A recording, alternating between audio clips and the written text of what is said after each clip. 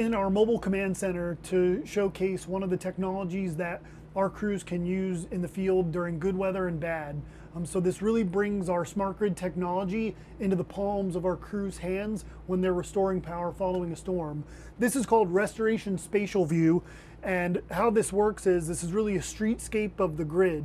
So how our crews in the field would use this technology is you'd zoom in and find these light bulbs. These light bulbs represent a smart meter.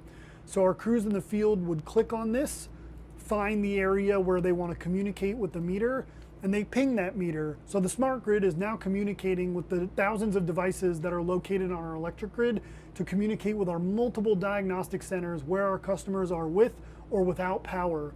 So as you see here, it lit up green, power is on.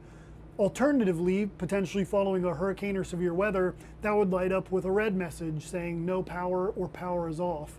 So our crews are able to communicate with these meters and find where the issue may be so they can restore power safely and as quickly as possible for our customers after a storm. In the past, they may have had to go house by house to find the issue. Now they can use this technology to help us to be even more efficient and shave that valuable restoration time off for our customers to get the lights back on faster after a hurricane.